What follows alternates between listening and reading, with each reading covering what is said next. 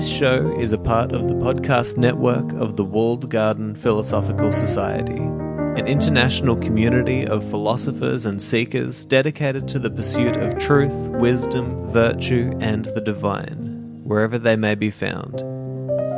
To find out more, go to thewalledgarden.com. Hello and welcome to another episode of Soul Searching with Seneca. Now, in today's episode, we're focusing on the last couple of verses of Seneca's 15th epistle, and this episode is kind of a continuation from the last episode, where Seneca was kind of talking about desire and what it really leads to, and he was talking about Epicurus's version of the fool, right, and how the fool has no gratitude and is purely based, his life is purely based around this kind of desire and fear of the future, and the fear of, I guess, not getting everything that he wants out of fate, right? And this is kind of Seneca continuing with this idea and talking to us about the very nature of desire and what it truly leads to. So we'll read these verses and we'll see what we come up with. He says, quote, "Fix a limit which you will not even desire to pass, should you have the power. At last, then, away with all these treacherous goods. They look better to those who hope for them than to those who have attained them. If there were anything substantial in them, they would sooner or later satisfy you. As it is, they merely rouse the drinker's thirst. Away with fripperies which only serve for show. As to what the future's uncertain lot has in store, why should I demand of fortune that she give rather than demand of myself that I should not crave? And why should I crave? Shall I heap up my winnings and forget that man's lot is unsubstantial? For what end should I toil? Lo, today is the last, if not, it is near the last. Farewell." End quote. So I really like these few lines from Seneca because he does a great job of not necessarily saying that we need to be one way or the other, but giving us really good questions to think about that can help us to understand the true nature and the unstable nature of desire and this kind of grasping attitude towards life. All right, so the first thing he says is fix a limit which you will not even desire to pass, should you have the power. At last then, away with all these treacherous goods. They look better to those who hope for them than to those who have attained them. And if there is anything substantial in them, they would sooner or later satisfy you. As it is, they merely rouse the drinker's thirst. So in order to think about this in your own life, I want you to imagine all of the things that you might desire. Let's imagine you're going after some very kind of consumerist, materialistic goals, right? So you might want a beautiful mansion, beautiful cars, lots of money, right? This kind of material success that is often sold in our societies, right? And then times that by 1,000. Let's say that you get everything that you want plus even more, right? Now, what Seneca is asking here is, do you really think that getting all of that is going to satisfy you? Do you really think that it's going to give you the deep joy and satisfaction in life that you're searching for when you go after those things?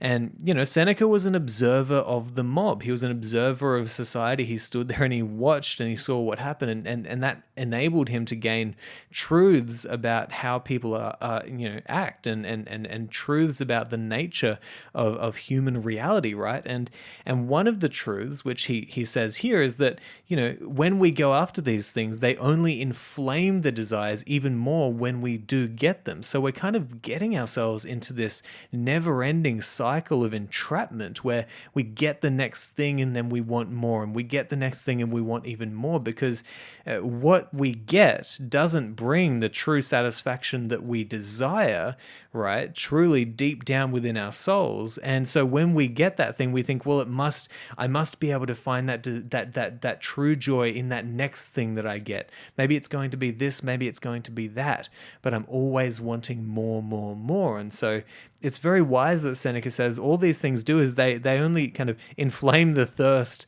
of the drinker. And he goes on to say, away with fripperies which only serve for show. As to what the future's uncertain lot has in store, why should I demand of fortune that she give rather than demand of myself that I should not crave? And why should I crave? Shall I heap up my winnings and forget that man's lot is unsubstantial? For what end should I toil? And so really here he's questioning what good exists within these things that we desire anyway, and firstly he's saying, I think this is a really interesting point, which is that why should I desire that fortune give me something in the future rather than putting it back on myself and saying that I should not desire these things? And that's a real continuation of that kind of Stoic idea of the dichotomy of control, right? Bringing your focus back into the intrinsic value, the intrinsic goods, like virtue, things that you can control within your soul, right?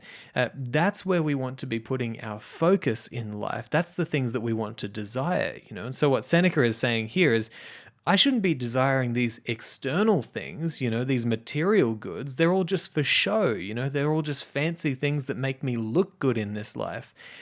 What I should be doing is bringing that attention back onto myself and desiring that I should be a different person.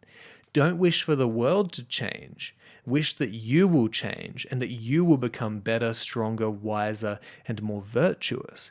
That is a Stoic ideal that he's bringing forth here. And he goes on to say that, shall I heap up my winnings and forget that man's lot is unsubstantial? For what end shall I toil? And this is really the early version of that saying that we hear all the time, which is that you don't take it with you. These external goods, these external desires that we have for all these material goods in our life, these things, it's not the real stuff. It's not the true goods that we really want to find in our lives. And if you would just stand back and look and notice that every time you get one of these things that you desire, kind of in that consumerist, materialistic worldview, you don't get the true satisfaction that you might get from, say, becoming a stronger, wiser, better person, right?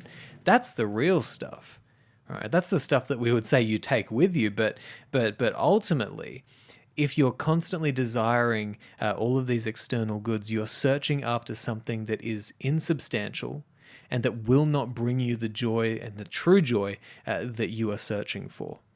And so now we find ourselves at the very end of this letter, and he ends the letter in a very Stoic fashion, reminding himself that today could be his last. He says, "Lo, today is the last. If not, it is near the last. Farewell."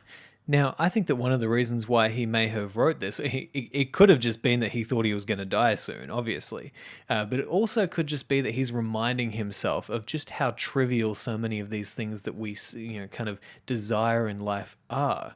It's like, hey, today could be your last, tomorrow could be your last, but ultimately, what are you actually going to get out of this life? Is it just going to be all of this stuff that's just for show? Is it going to be all this stuff that doesn't bring any real meaning or satisfaction? And I think this reminds me of something that Jim Rohn once said. He said, "When death finds you, let it find you climbing up a new mountain, not falling down an old one." And that's a great way to look at it. Challenge yourself, become a better person throughout your life, grow your capacities, right? Become wiser and stronger and better and more virtuous. And that's something that you can be doing right from when you're a conscious being all the way up to your death. That's something that you can be working on, is becoming a wiser person. And that's what Seneca really wants here. So I love these questions that he's asking, these ideas that he's giving us, because it can really help you to meditate on, why do you desire so much in life? Why do we constantly seek that next thing to give us that little dopamine kick and get us feeling that kind of momentary happiness? We have to recognize at some point or another that what we're really doing is we're just fish in a sea and we're biting every single hook that we can find, right? At some stage, you need to say, okay, there's something going on here. These hooks that I'm going after, these little pieces of bait on the end of these hooks, these aren't the real thing. It's not what I really want. And it keeps on getting me into this state where all that happens is I just want more and more and more. And we need to, at some point, limit that desire and say, okay, what do I truly want? Really, what do I really want at the bottom of my soul? What do I desire? And, you'll probably find that it has nothing to do with these material things that we all search for.